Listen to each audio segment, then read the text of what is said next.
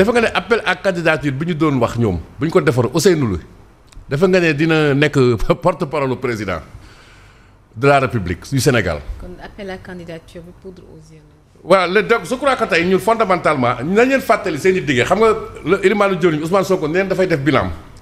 encore une incongruité fan nga mosee gis ci histoire Sénégal premier ministre buy def bilan gis nañ fi Mamadou Lamine Loum bind le Sénégal au 3 avril 2000 mais loolu bilan Abdou Diouf la taxawul ne sama bilan la man gis nañ Abdou Mbaye exercer ba pare bind benn livre mais attribué wul réalisation yi dafa ne li parce que c'est-à-dire que ñoom affaire bi dafa mel ni seen moomeel la foofu laa d'accord ak Bassirou Diomaye Faye c'est-à-dire que fii Messi amu fii dàqu leen fi jàng kenn melu leen fi nu kenn melut yem leen yaa may dégg sax ñu ci kudd ñu rof leen ci gayak te ba kat dal bi dafa war a dal Yacine ñu andiwaat Sénégal ci priorité yi donc loolu amul problème xam nga Cheikh Diba boo ko fekkee ministère des finances doo laajte kii ndax fii place am la. ndax ma nga place am. ma nga place am. waaw ak kan. ñii di wax nii ay APIX ak ay xeet yi nii yëpp. demal APIX sa xool ku ñu fa nommé fu mu toj. non c'est-à-dire que nit ki yow loolu ça pose un problème de kii quoi d'organisation et de méthode loolu de management nit ki di liggéey fenn nga ñëw defe ko loolu tuddee ci management court-circuitage hiérarchique à peu près mën na ko induire quoi loolu parce que da ko fekkoon ñoo xam ne ay chef am la ñu woon mu ñëw rek yaa may dégg sax mën nga ko nommer feneen mais ci boîte bi muy liggéey pour des raisons purement politiciennes nga ñëw defal ko benn promotion mu léegi ñi nga xam ne ñoo doon si ay supérieurs finalement ñu nekk ay subalternam loolu ça nuit à l'efficacité de l'action Yacine du management loolu pur nga gis Fadilou Keïta même mode boobu la xam nga. yaakaar nga ne Fadilou Keïta tey appel à candidature bi ñu doon wax ay mais je le prends au mot Ousmane Sonko moo ko wax du yoon ci Sénégal nomination yi ñu koy def ni ñu neexee dañoo war a teg appel à candidature. ARTP Daïra Thiam mii di wax nii par exemple ba fekk tey loolu ñu diggoon askan bi lañ def tey dafa nga ne fii place am la. aywa. et cetera et cetera. gis nga ñii xar yaa ngay peñew ginaar yaa ngay koomu bu ñu divertir dañoo li tax Sénégal yi topp leen dañoo yor xar kanamu dammitu malaaka mel ni ñu set wecc nekk ay caaxaan rek xam nga appel à candidature. El Malick Ndiaye mii nekk président assemblée nationale. biñ ko relancé mu ne non ñi ngi teg ay commission yooyu ana commission ya est-ce que def nañ ko boobu ba tey alors que ñeneen ñoom dañoo ànd ci assise nationale. loolu mi ngi woon déjà ci assises nationales yi léegi nag gumba tal na leen lu dul tamit teen fi ñu toll nii temme xam nga mooy lan économie dëkk bi nërmel nañ ko parce que il souffre d'une incompétence notoire notable notifiée notariée articulée à l'inculture incurable et au tâtonnement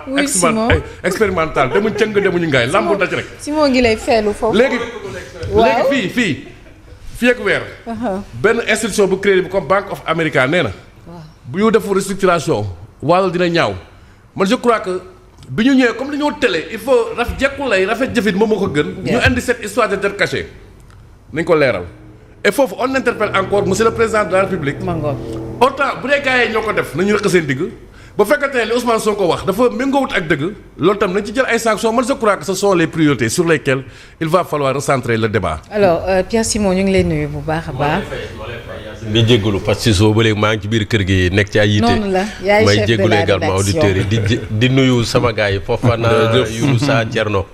waaw. alors pourquoi changement bi di intervenir peut-être on va dire maintenant et également par rapport à la nomination de Maître Abdoulaye Tine est-ce que véritablement on peut dire que c'est les compétences techniques ou benn repositionnement politique.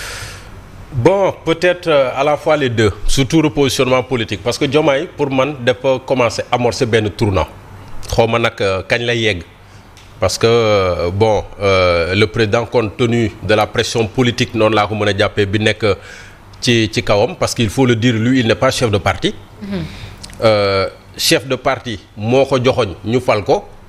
et dans l'entendement de Pastef il est un président par défaut. d'un président par défaut waaw dans l'entendement de la plupart des militants de Pastef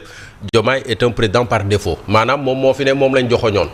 maintenant à l'exercice du pouvoir ils se sont rendu compte que ne waa ji peut-être du moom du moom man noonu laa ko jàppee et Diomaye dans ce contexte il a besoin de se repositionner et boo xoolee acte yi muy technique yëpp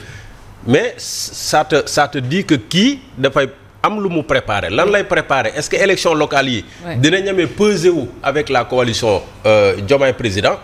est-ce que dafay xaar ba élection présidentielle ñëw mu sóobu niki candidat en tout cas jéego yi ñuy teg c'est des jéego politiques et boo gisee nomination maître Abdoulaye Tall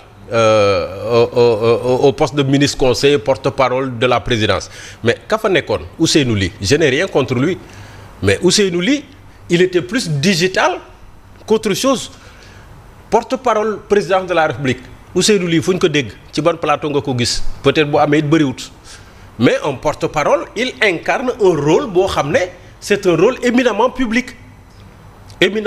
parce que sur des questions majeures aussi bien le président que peut-être l'appareil de la présidence dañ ko ci war a dégg et non seulement se limiter à des communiqués et autres parce que le président quoi qu'on dise a une fonction politique donc celui qui doit incarner sa parole également il faut qu'il ait une posture politique allure politique boobu nag pour man moom la Ousseynou Ly amul woon mais man am na leneen lu ma gis pour ñuy faral di suivre les réseaux sociaux ak yenn plateau yi mais y a quelqu'un boo xam ne saa yu waxee wax ne Diomaye recevoir na tel Diomaye wax na ak tel Diomaye wax na ak tel entre guillemets secret yooyu fan lay jógee est-ce que Diomaye n'a pas donné un signal fort à son entourage peut-être pour ne pas indexer Ousseynou Ly je ne dis pas que moom moo doon sennal yenn yi mais pour man c'est un signal que Diomaye donne à son entourage parce que am na yoo xam ne dafay am ci biir palais warut a mën a génn ci biti alors que bu ñenn ñi waxee y a personne qui puisse démentir souvent c'est peut-être des concerts j'ai vu par exemple Cheikh Oumar Anne dernièrement on a dit que Diomaye l'a reçu moom nee na mësuta toog ak sax Diomaye mësuta toog ak sax ku jege Diomaye donc genre yooyu am na wala amul yooyu fan lay jógee est-ce que c'est pas des proches du président de la République ñoo koy génnee pour man sans pour autant indexer qui que ce soit mais pour man Diomaye envoie un signal fort et à partir de ce signal il se positionne maintenant parce que celui qui incarne cette posture man xam naa ko maître Abdoulaye Tine à l'époque bon c'est vrai que daawoon nañu dajee ci ay circonstances wala wax dans le cadre du traitement de l'info mais il a maintenant une posture éminemment politique avec ce rôle qu'il joue dans Diomaye président donc nañu xool di observer mais pour man Diomaye est en train de préparer un coup politique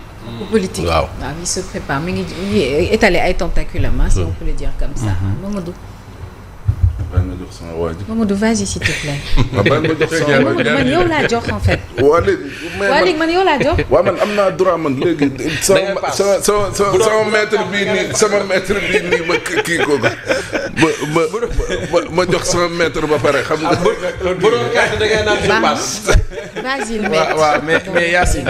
pour aller dans le sillage de Simon rek que Diomaye prépare quelque chose mais déjà leer na pour les élections locales d'abord. yi di ñëw en 2027. parce que boo xoolee à Pékin samedi dernier am nañu foofu benn rassemblement te ils ont leur candidat foofu c'est docteur Cheikh Dia ils ont déjà établi vraiment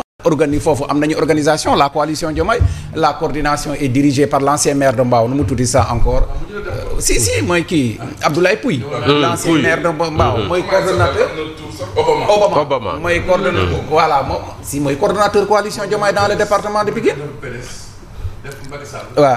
voilà léegi c'est l'autre qui est docteur Cheikh Dieng mooy seen candidat ko pour dire conforter un peu ce que Simon a dit mooy que le gars prépare quelque chose te lu muy préparer nii dina gën a fës après le meeting bu ñuy organiser à Mbour samedi prochain gis nga meeting boobu day nekk le déclic pour la coalition Diomaye bu ñu ko réussir Diomaye va aller ouvertement en ce moment bu ñu ko échouer nag il va encore se ressaisir pour xam ne nii que attention la coalition là ne fait pas l'affaire mais s'il réussit cette mobilisation ba ñu rassuré wu mais non c'est la guerre ce sera frontale et face à face avec les gars ça c'est sûr c'est foofu la ñuy jëm li si des yëpp Simon ak Thierno li ñu ci wax rek boo fi nekk le gars voilà c'est ça il prépare les élections locales d'abord après les élections locales et c'est sûr que il est tenté par un deuxième mandat. Oui,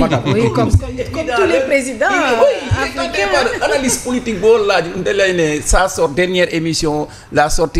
dernière sortie médiatique bu mu def mais si tu lis derrière il est tenté par un deuxième mandat léegi nag reste à savoir est-ce que voilà coalition bi dina parce que sa communication a changé mais oui c'est ça et c'est de bonne loi aussi on le lui concède ça de faire un second mandat maintenant comment ça va se faire avec le PASTEF on verra, l'avenir nous édifiera. Même s'il est président par défaut comme ni ko.